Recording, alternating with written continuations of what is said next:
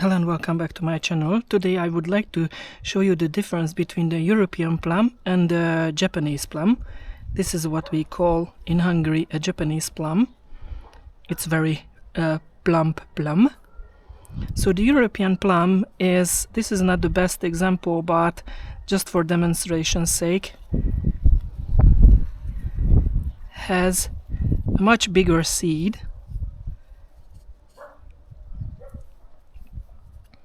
compared to a Japanese plum.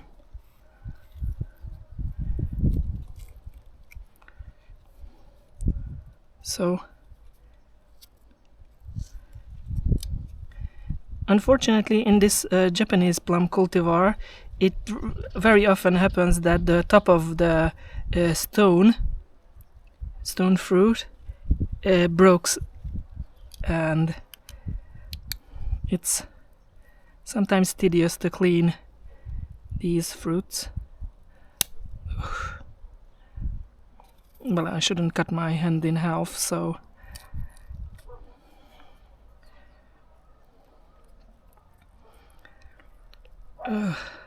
yes, so the European plums, usually the seeds come out easily. So this is the difference between the two seeds. So this seed is like 1/10 of the volume of the fruit, and the European plum has 3 times bigger, so it's almost 1/3 of the fruit's volume is the stone seed. And these Japanese plums have a very nice taste, very nice color, but the European plums color is more intense in the flesh, and they both can survive under Hungarian conditions.